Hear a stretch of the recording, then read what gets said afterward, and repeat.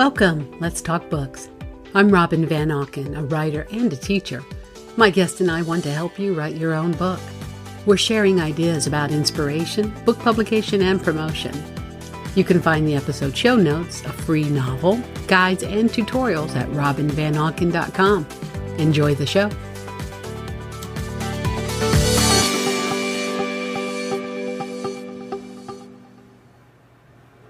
It's episode number 5, and my guest is Lorena Beniquez, a writer, photographer, and filmmaker. Lorena is the author of a new book, Lost Coal Country of Northeastern Pennsylvania. Published by Arcadia, the book is part of the Images of Modern America, so it's part history, part photographic art, and part travel guide. Lorena visits many places in her book, including the site of the last coal breaker in America, scheduled for demolition soon. She also visits the spooky village of Centralia, abandoned 50 years ago when the coal beneath caught fire. The fire continues and will burn for hundreds of years. She writes about John Stella, an unsung hero who saved dozens of miners during the Knox Mine Disaster. Through shared stories, interviews, and research, Lorena captures history of the anthracite region. She's a great-granddaughter of a coal miner, and she's discovered her own family story. Just a note, my cat Miles has parked himself on Lorena's lap during our interview, so you'll hear a bit about him at the beginning of the show. You can learn more about Lorena and her book in the show notes at robinvanauken.com. Let's get started. Listen to that purr. Yeah, so Miles has been around for 13 years, and he's doing pretty good. He's a pretty hefty boy. I've discovered he goes out all the time. There's a door right behind you. Both of them go in and out all they want. He used to be an avid hunter, but he's not anymore. He quit? Well, he's just getting older. He's getting a little arthritis in his back. That's what the vet says. Okay. That they start to slow down. He'll occasionally go out. If you taunt him, you go, hey, Wait, you don't do that. Like chomping at the bit to go outside all the time? No. My cat's so bad. Well, they go out when they want. We don't limit them. In fact, I say, go out. But lately, since he's getting older, he just likes to do this. He likes to sit on the window seat, curl up on the blanket, and be pet. This is so beautiful, Robin. I thought I was close to the river. I'm not anywhere near the river compared to you. Because there's a dike between me and the river. Yes. And the railroad tracks. Well, the railroad track, yes, the railroad track is right down behind our house. That's how when you gave me a call, I could hear. I didn't know if they were on the other. No, they could be on the other. But they're so inobtrusive. Once you get used to them, you never even know that there's a schedule. There's Well, they're going less and less too. Yes. Now I have a question for you. Where does the coal come from? That's on Renovo. They go up to Renovo. Yes. I've been asking for 3 years. Nobody could answer my question. Yeah, all these trains go up to Renovo, get a load of coal, and come right back down. Really? Yeah. Which leads us to talking about your book. Lorena, I'm so happy to see this book, Images of Modern America, Lost Coal Country of Northeastern Pennsylvania. Thank you for having me, Robin. This is very kind of you. I'm excited about this. In fact, I've read the whole thing. As you can see, I've got little Post-its in here. I put Post-its at each chapter, then I put Post-its down here at the bottom so that I could ask you a couple of little questions. But you worked with Arcadia. Yes. Which is, I enjoyed working with Arcadia. Arcadia preserves our history. You're the reason you gave them such a raving review that I thought, well, you know your stuff. So if they were good to you, then I will trust you. And they were lovely to work with. They have been good to me. And when I stopped working with them, they kept calling, and they would want a book on this topic or that topic. So I would actually get friends of mine that I thought might have an interest in it, like, Eric Smith and Jan Ogrechek and Dana Borick. And look, you've got one. I didn't send them to you. I sent you to them. What I love about your book is that almost all of these photos are in color, too. So that's a new shift for Arcadia, and it's Images of Modern America. Which I thought was ironic that they were calling it modern, but I was like, oh, okay, I get it. It's not the 1800s. Well, it is, but what is it? I don't know. What is the definition of modern America? Mid-century modern, maybe color photography. Okay. I guess maybe that's what it is. Yeah. Maybe you should have asked that a while ago. So talk to me a little bit about your history. I understand by reading the about, and I didn't realize this, that you've spent more than 30 years collecting photographs about this topic of coal country. So tell me about your fascination with this industry. Well, my great-grandfather was a coal miner. Right. And you dedicated the book to him. Yeah, and I never met him, and unfortunately nobody really had a lot of nice words to say about him in the family. He was, by all accounts, not a happy man. And I'm not sure that, you can blame him. He came from Sicily for a better life, and he worked underneath America. He never really got to enjoy America, and he worked his butt off, and he really did somehow cobble together a fortune to leave for the family, and that's amazing. Ooh. He really did. All the kids in the family got land, and I don't know how he did that. That's amazing to me. And when I say kids, I mean his kids, not like the grandkids and great-grandkids, but... So I decided nobody in the family knew much about him because people had started to die and they took those memories with them. Right. And nobody wanted to talk about coal, like around the dinner table, or it wasn't a happy subject. He died from black lungs, so I decided to kind of go out there and figure out what this history was. And I think the biggest thing that amazed me was our role as Pennsylvanians in the Industrial Revolution.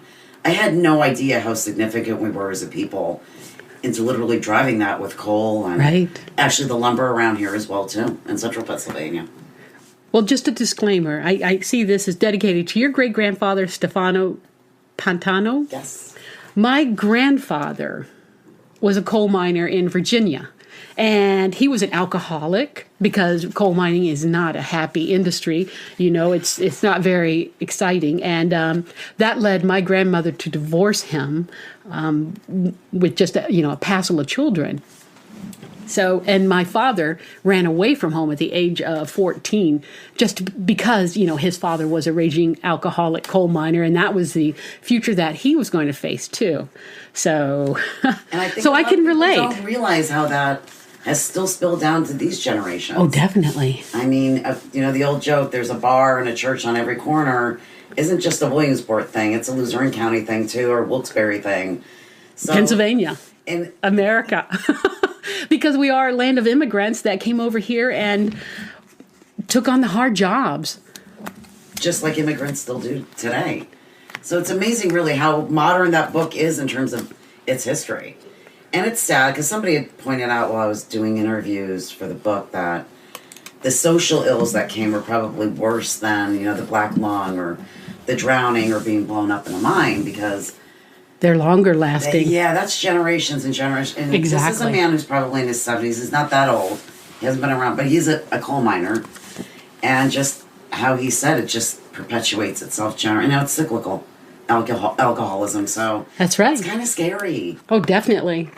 My father did not escape from that cycle, even though he ran away.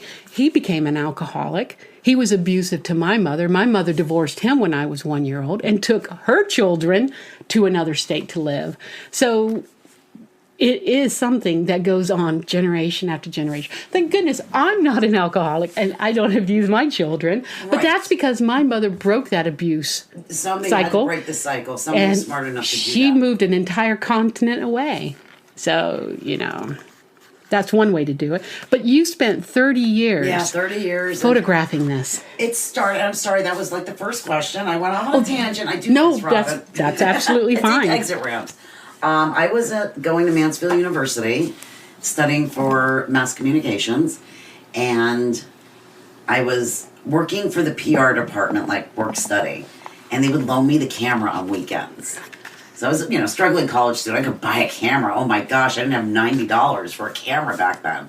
So they would loan it to me, and I would go march down to Wilkes-Barre, and my friends would come, and there would be friends from upstate New York that would come, and we'd just go. And back then, it was the Huber Breaker. It was still standing, like the 80s, late 80s, 87 to like 89. And we would just go in, and we were all photographers. And some of us were mountain bikers, too. So it would be, kind of a menage of both, and we would just kind of weave through there. We'd make our friends pose for us, or we'd just do, still life photos. We did this for years and years and years, and I grew up, graduated, moved away, went to LA, moved back after a decade, And then finally I said, oh my gosh, I've got to capture this digitally now. I've been doing this for years on film, and I wasn't very good at it. And finally, 25, 28 years later, I went out digitally to capture it, and then my mom called me about 2 or 3 months later and said, did you know they took the Huber down? And I was just, she was my muse. She was just this beautiful, abandoned thing of history that physically we're losing it. We're losing our history. And there's only one breaker left. And that is the St. Nicholas. Yes. So the Huber was a coal breaker. Can you tell us what a coal breaker is? Absolutely. A lot of people have asked me that.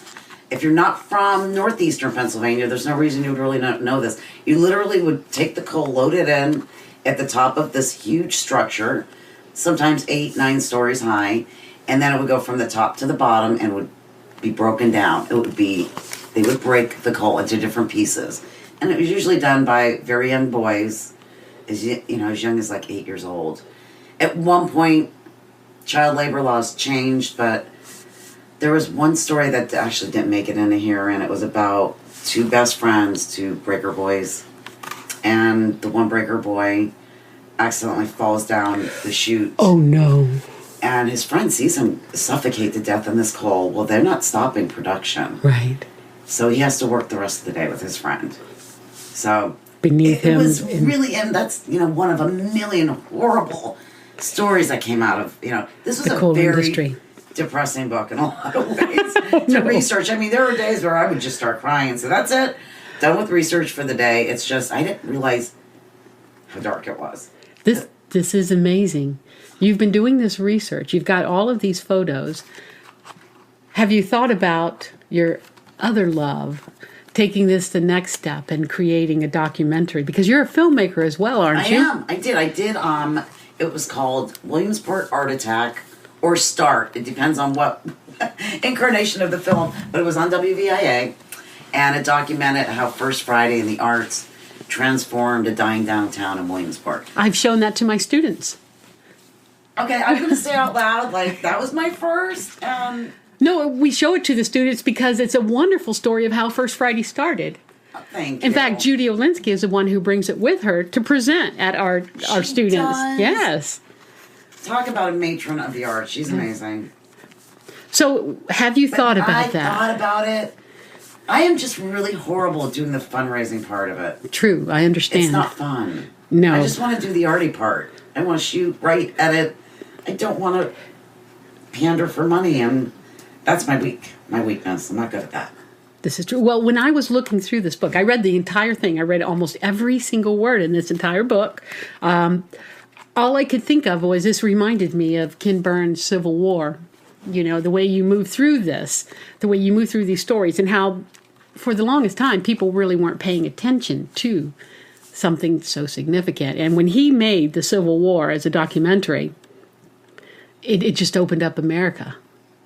People got it. Like, people got it. Know what was going, why they needed to know this. And what you say in this book, the fact that this coal, combined with the railroad, pushed the Industrial Revolution through America. What people don't know is that what was special about this coal is that it's anthracite.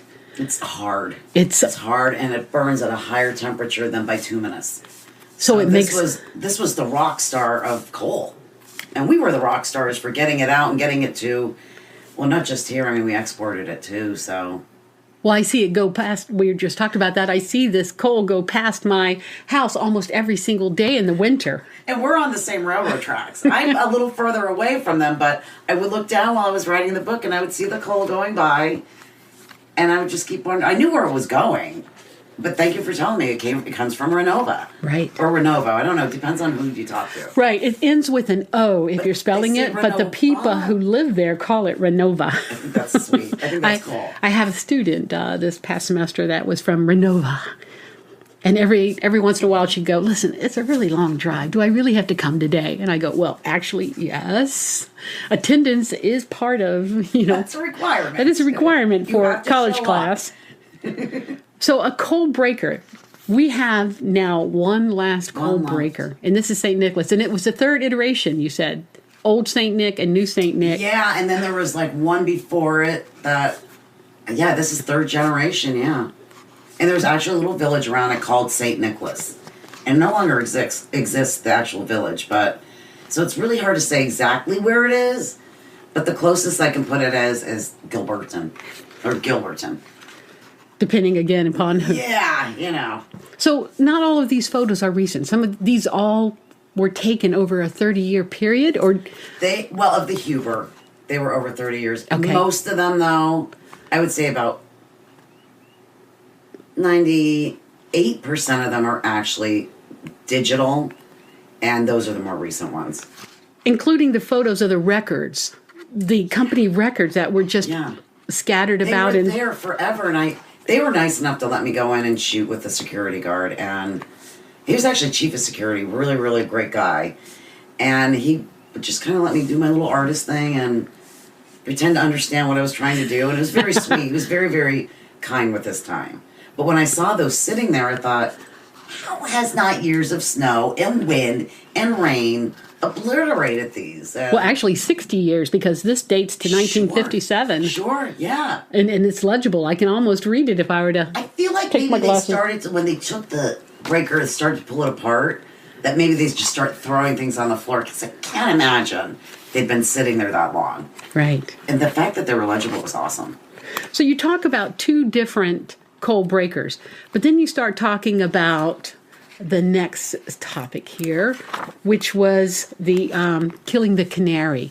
This is what it was like down in the mines. And you talk a little bit about, not only is the canary a harbinger of death if it stops singing, but you've got hordes of rats and mice running out of tunnels that would alert the miners to doom around the corner. Is that what you said? Yeah, I mean, very low tech, but it worked. And you talk about John Stella, an unsung hero in the Knox Mine Disaster. That was pretty interesting. That was the first one that brought me to tears, because you have to ask yourself, could you do that? So this guy goes in, he's actually a mine surveyor, and all of a sudden these miners are being pushed to mine underneath the Susquehanna River, the North Branch. And they're not allowed to do that legally by the state's regulations, but they're being pushed by the coal company. They keep digging closer to the riverbed. It comes through. Now, there's older miners down there, and they can't get out. The younger ones leave them there.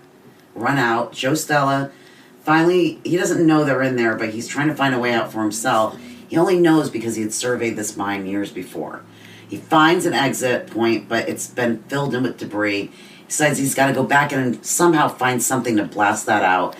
He comes upon these coal miners that are struggling, and he leads them to safety. And he never even got, recognized for it. But there is a film, actually, by producers from Los Angeles that are telling his story now. A new film? Yeah, are they using that historic footage? It's a documentary. I hope they are. That stuff is amazing, where they're throwing. Yes, your book tells people to take a look at this film, and you tell us exactly where to find it and what keywords to use. And I pulled it up, and I saw this massive whirlpool in the Susquehanna, and they're dumping 50 rail cars to try to plug up this whirlpool. They're just struggling. They don't know what to do at this point. And it doesn't work. That's amazing. All of those rail cars are still in the river and in the mine there. Oh yeah, and apparently if you go along, I looked and could not find it, but the waters were high when I was photographing it at this point. But there is supposedly still a rail car around there.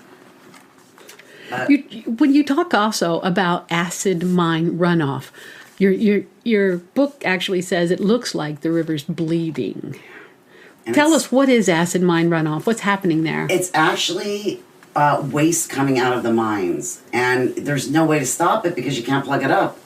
So there's actually a group over in Northeastern Pennsylvania that's trying to eradicate it, but it's a tough battle to fight. I mean, we have so many waterways in Pennsylvania, and we've got this problem here too. Down in I think Shamokin, they have a lot of problems, but yeah, it's hard to eradicate. We do look at the river, and we love the river, and we want to protect the river, but just 100 years ago, there were so many brand new industries all along the river that were putting toxins right into it, not even thinking of the future. Sure. Just here in South Williamsport. Farmers. Runoff from farmers now, from then, but then there were different kinds of factories, like a nail factory right here on the river that, when they're creating these nails, they'd have all that runoff. They would put it right into the river because it's it takes the sediments away. I feel like the West Branch got off a little easier than the North Branch. I really do. Now, talking about effects of industry, creating all these catastrophes, you also talk about Centralia, the ghost town of Centralia. I think everybody is in the United States, and actually the world is fascinated with Centralia. And the fact that it doesn't stop is insane. I just don't know if they just don't care anymore. That, it hasn't fallen in yet. Let's just not worry about that. That's right. So for people who don't know, Centralia is a small town here in north central Pennsylvania, and nobody knows how this happened, but fire ignited in a vein of coal. Yep. Possibly from somebody burning trash too close to... That seems to be the common thread in all the different theories of how it started, but it was trash. It could have been intentionally set. We don't know. But it's been on fire. The ground underneath of this city was on fire for 50, 60 years. It's still there, and it's expected to burn for at least 2 more centuries until that vein of coal burns out. And so meanwhile, the government has been condemning and buying property, but there's a few holdouts there. You even have a couple of photos in here about the holdouts. And these are people that are convinced that it's a government conspiracy. Absolutely. That the government wants to condemn it so that they can mine. Well, and the funny thing is, Robin, when I was writing this, I thought, and I was a news reporter prior to this, so I'd covered Centralia before for WBRE. And I thought, you have to be objective, though. I don't know. Are they theorists, conspiracy theorists? I don't know what's going on with them. There was something that made me wonder, though, if perhaps they're not crazy. So I have to write it from that perspective. Yes, you do. You have to be objective. What if those 11 people read this book and I offend them? Right. I don't want to do that. No. And they wouldn't talk to me. So I can't tell their side. I can only just be objective. Oh, they wouldn't talk? Oh, no. Okay. No, they will not. They want to be left alone. They get bombarded. Just by tourists, they get bombarded. Well, this image of this highway here, the Graffiti highway, is just amazing. So, it looks like an earthquake took over. I've actually been through Centralia a couple times. I made my husband stop as we traveled because there's a fascination with it. The ghost town with the fire raging underneath. It is the Americans' version of hell. It's the closest we come to hell on earth here. They took their zip code away. How dare you? I know. I saw that. That was. How dare you? That was one of the final heartbreaking things you put in this part of that chapter, is that you don't even have a home now. Yeah, and you're not going to get your mail anymore. You're going to have to go get it somewhere else. No, I think they actually do get their mail, but lost their zip code. It makes me sad. And there was one point, and this was a long time ago, I had gone with another photographer that helped me with the book, Kelly Mifsud, and we were actually doing video. And there was signs up saying that this land was being leased to a coal company. I thought, okay, well, who's crazy now then? I mean, and we did not get those signed pictures. But they weren't there the last time I went, so I don't know what happened to that. Maybe that's another book.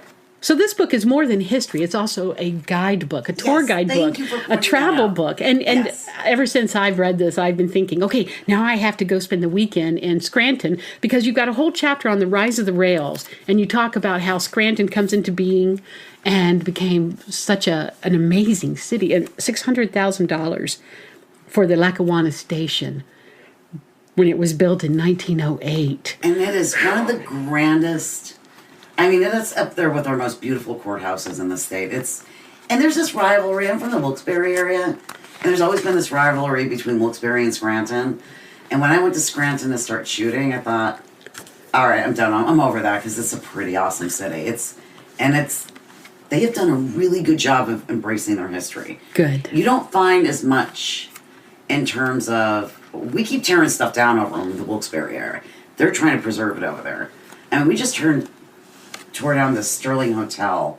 Oh, no. Which is one of the most beautiful hotels, and it echoed the wealth that came out of the coal industry. And right. The wealth that was in that city, and they tossed it aside, tore it down. So, I mean, Scranton's doing a great job, and that Steamtown site. Wow. If you're not even into trains. Right, I was going to ask you about that. Really, really cool. So Steamtown has its origins as a private collection in Connecticut or Vermont, or I can't remember, up in the Northeast. I should know this. I wrote it. So it's up there in the Northeast, we're going to say. The Steamtown had its collection. And then the guy basically had to sell everything. They had to move it. Right. He died tragically.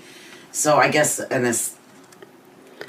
his estate was taken over, and they didn't have the passion. Nelson Blunt. Yes, I'm looking at it. Nelson Blunt from New England, right? And he had it in Riverside, Vermont. So I was close when I said Connecticut. But he died in an aviation accident. And so in 1995, you guys opened Steamtown. And I'm appalled that I haven't been there yet. You know, it's kind of like New Yorkers not going to see the, Statue of Liberty. Sure. In fact, I'm going to New York tomorrow.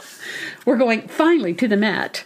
But, I love these photos that you took, and I've got to go to Steamtown. Thank you. But I definitely have to go to Eckley. Tell me about Eckley. Eckley, wow, that one, it's one of those things everybody says, oh yeah, we should go there. But it's a little farther away from Wilkes-Barre, so you never get there. I got there and I was just blown away by it, because now you can go in their homes. This is a living history village, right? Yeah. And this is a former coal company town. Absolutely. And you can see the hierarchies of society within it. So you've got the little tiny houses where, the poorest of the poor lived, and, maybe 12 people get crammed in there. Right. But then once, they were like up higher on the food chain, then you had to take in boarders because you still couldn't afford that nice house, which wasn't very nice. Right. But they're still standing. And this is a part of Hollywood history, actually. Yes, you said that this was preserved by the film company that made the Molly Maguires, right? Yes, and if it weren't for them, there would be no Eckley Village, because since the folks from Hollywood said, this is awesome, Pennsylvania went, oh, all right, yeah. You're right, it is awesome. Let's hold on to this. Let's not tear it down. So thank goodness the movies actually help preserve our history. And the breaker that they built, when it first came upon, I was like, there is something wrong with that. And I knew it couldn't really be a breaker, but then, I don't know, I was having like this Indiana Jones moment where I thought I discovered another breaker. And then this adorable veteran walks up to me. He goes, honey, that's not real. And he said, that's from a movie. A Hollywood prop. Yeah, and I couldn't read the sign. I might want to redo the signs there. But it had been, like, faded away. They have, like, the little things in front of them to tell you what you're looking at. But, yeah, it's actually, in all this stuff that's in here, all these photos, there's actually a term for them called abandonography. Oh. Yeah, and it's growing across the world. And actually, I think I want that to be my next book, about just abandonography. Wonderful. I know what you mean. People love abandon. I mean, this is great. It's been a part of photography for a while, but I don't think we had a name for it for a while. So it's kind of neat that you can go in here and your eye just pops with what's in Eckley. There's a lot of outhouses there. Tons of them. And a lot of the outhouses are now satellite dish houses, because that's where they hide their little satellite dishes. Oh. So it doesn't kind of ruin your tour experience. Okay, but actually, alrighty. people still do live there. Some of them are descendants of the coal miners that actually lived there. I think they had an archaeology dig there recently. I remember receiving something in my email from someone saying, if you have any students who are looking for a job this summer, or internship, and I thought, I want to do that. I want to do that. So in addition to all these, what kind of looks quaint now because it was preserved, and I'm sure it wasn't as pretty and quaint originally, you have Concrete City. You conclude your book with Concrete City, which is, it's horrendous looking. This is almost like brutal architecture. Yeah. Brutalism is the name of the architecture. Like, it almost looks like a Soviet Union structure. Gosh, you're in my head, Robin, because I say it looks like what I think Chernobyl looks like. Right. Not that I've ever been there, but to me, that's like our Chernobyl. They thought this was modern. Oh, we're going to take this concrete. We're going to make houses out of it. and people are going to love it. And this is in 1911 at the coal company town. So it was just their way to use a cheap resource. But this was like the magical, like only the higher ups could live here. And pretty soon they realized they didn't want to live there. I mean, and then when they decided, there's one story I heard. I don't think it made it into the book either. And I'll be honest, I have not read the book since it came out because I'm afraid you're going to see something proofread. I should have edited it this way. Right. Or I should have done, and I honestly haven't read it, so forgive me. But there was this one point where this guy would go to bed at night, wash his shirts, wake up in the morning, they're frozen. Right. I did see that. It is in it. It did. Thank you, yes. Robin. Okay. Yes, it was his daughter recalled washing the shirts for her father's shirts in the winter, and they would never dry. And that the construction flaw is that all of the walls were filled with condensation and the paint began to peel. So they said, okay, we made a big fat mistake, and they abandoned left. it. And then they tried blowing them up, and they couldn't even do that. They were solid at least, and they're still standing. So now it's become another site for abandonographers, or mostly a lot of kids drinking booze underage, unfortunately. But these kids are a lot of them are artists because Concrete City is just covered with graffiti. Well, and you know what? I like that, but the one thing that really troubled me, and I know for a fact it didn't make it into the book, were the amount of KKK signs through there. And I thought, okay. That's scary. If that's a joke or if that's really, really from, a Klansman, I didn't want to promote it, but it's really disturbing that it's over there. And that's one of the things that actually, graffiti really interests me. Sometimes I take train rides. I will get on the auto train and go to Florida sometimes to visit, and then come back. And one of my favorite things to do is just look out the window at the other trains and the rail cars going by, and they're just covered with graffiti. And I can't help but admire the art. Well, and sometimes we get a nice show on our train tracks. Yes. Yeah, I'm attracted to it too. And there was something between Centralia's roads and Concrete City's walls. There was a lot there. And not to bring up the negative, there was a lot there that actually people took time to paint. Yes. With a can. Some were actually done with brushes, but not many of them. But it's amazing. And I think, besides the kids, underage drinking and whatever doing over there, there are a lot of people that go there because they know it's history that's just around the corner that they can go visit. And that's what I want people to do. I want them to be able to get out, look at the book so they know what they're looking at, because I didn't know what I was looking at for most of my life. And now, I was under the impression that the Huber breaker had breaker boys in it. They never did. It was a modern breaker. And they were beyond putting children to work, at least super young ones. And that, oh my gosh, the Titanic. The Titanic viaduct. Yeah, I'm flipping through the pages, and I'm just fascinated with this. This viaduct was used by trains, and it's still in use today. Still in use. This is pretty amazing. It looks like something out of Europe. I mean, and that was a very big deal in its time, too, when they first made that. And I hate to say it, but the pictures just don't even do it the justice. Have you been to Rome? Have you ever traveled by train outside of Rome, like you're heading to Frascati or north, and you just see these structures that are the remnants of the viaducts that they had there, and they're like, to me, they're almost like the Akax out of Star Wars, where these long legs. That's all that's left because the top part of the Akax has been blown off. And the train. You could just see these viaducts as they walk all the way down towards Rome. It's just amazing. It's amazing it's still standing. I mean, at least they didn't try and blow that one down, so that's good. That's still with us. Now it's it did say that 4 workers did die in the making of it. Oof. Yeah. I mean, they had some very crude pieces of construction to make it, so it's pretty amazing. When you come upon it, and the first time I ever came upon it, I didn't know really when it was coming. First time you see it, it's really... because it's so large. Yeah, it's... Wow. So like I said, the picture really doesn't do it justice, but...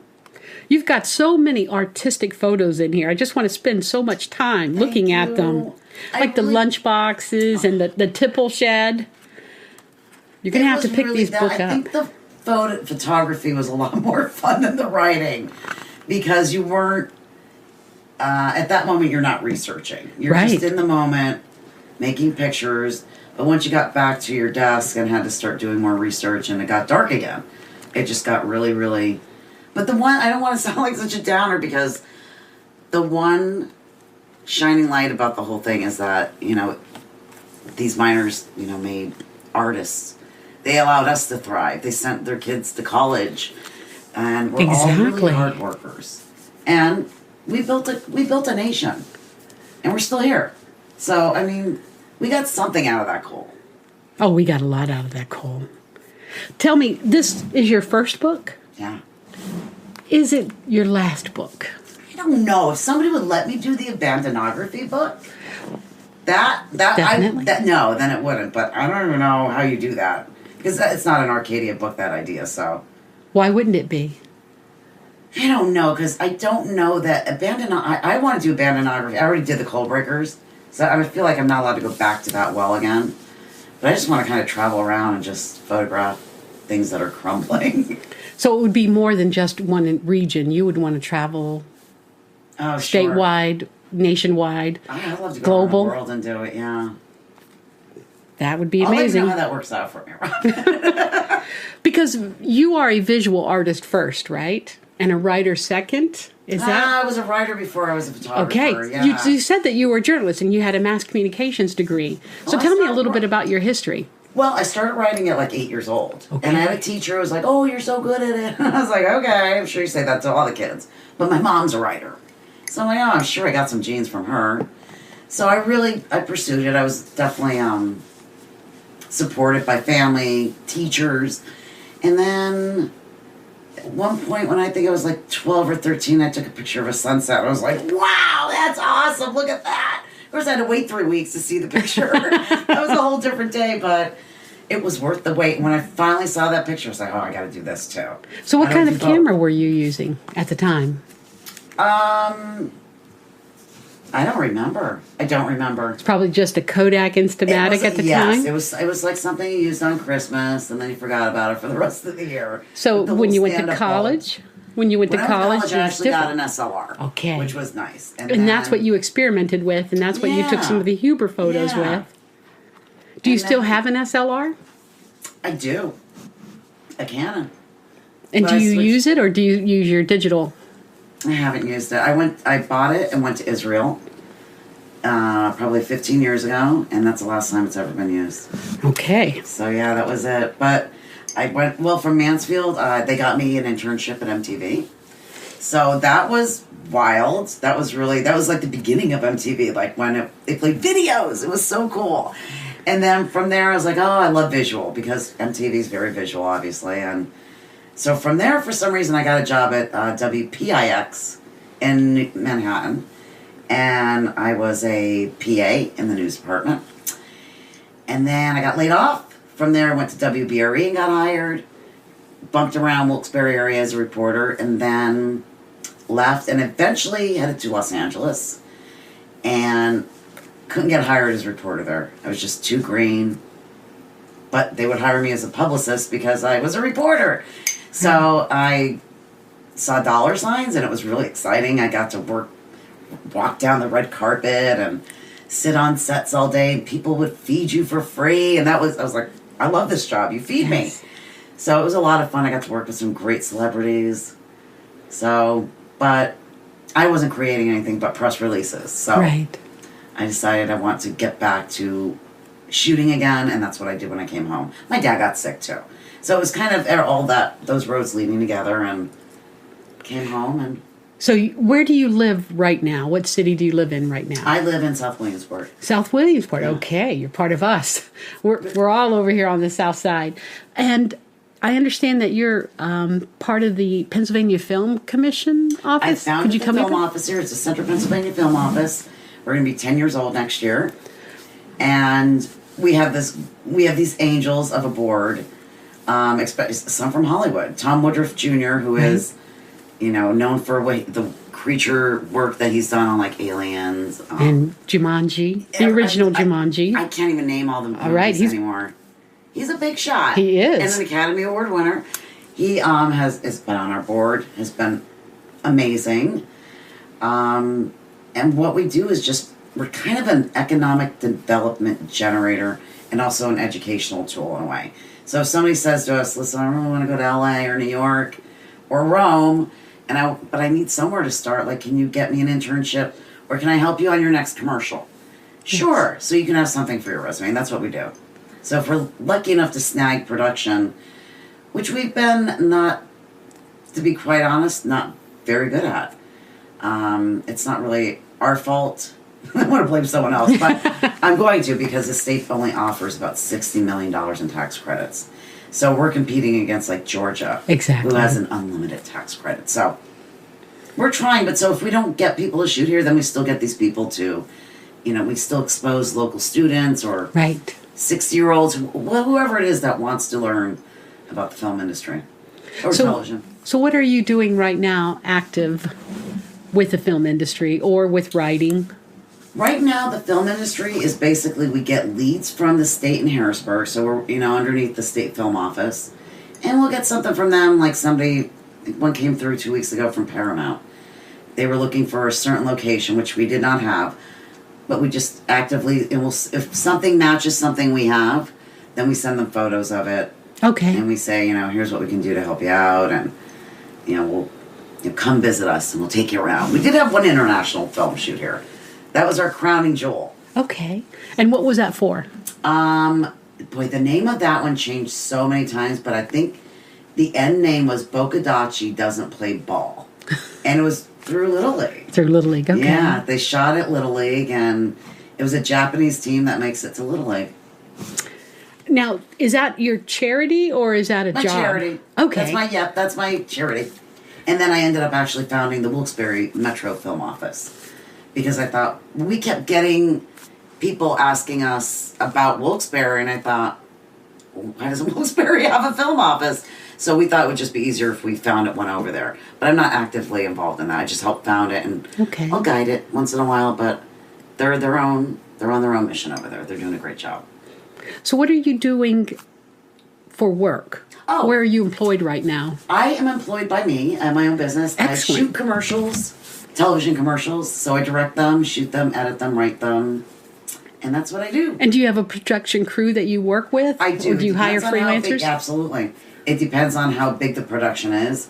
Fortunately, around here, they're usually pretty small crews because we don't really have a lot of huge industry that can support higher-end video production. But it's fun, whether it's big or small. So you're staying creative. And that's when... I feel like that is the one thing that challenges me the most, the commercials, because somebody's telling you what they want. Right. And so you have to be creative. If you don't have the answer, you have to hunker down and find it. So it's I like it. It's a challenge. I actually have a book here that might help you. Oh. Let's see here.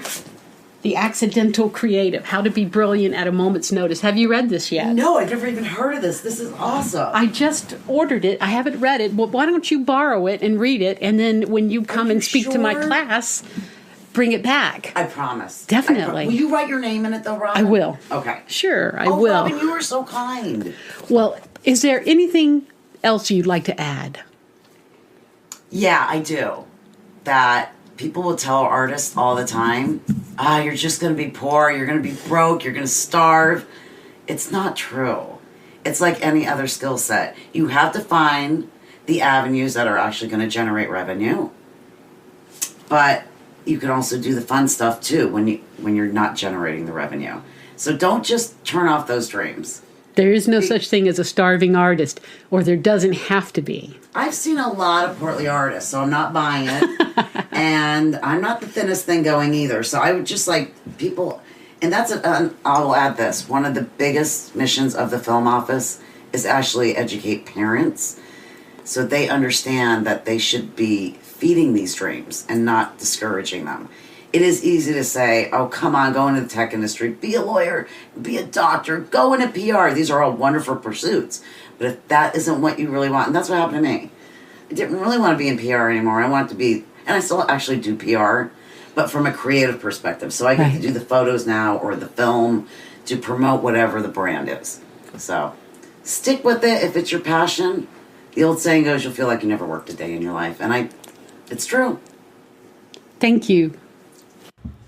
I hope you enjoy my interview with Lorena and it inspires you to learn your own family story and how it is America's history. Lorena has an exciting photographic project on the horizon with abandonography. It sounds like an interesting concept, finding the art in old forgotten places. You can find Lorena's book online at Amazon, and you can find me at robinvanauken.com. While you're on my site, download my novel, West Wind. It's free. And speaking of free, I've got half a dozen free resources for writers and other creatives, so sign up today. Check out the episode and the show notes at robinvanauken.com/session5. Thank you so much, and if you haven't done so, please hit that subscribe button on your device. Until next time, goodbye.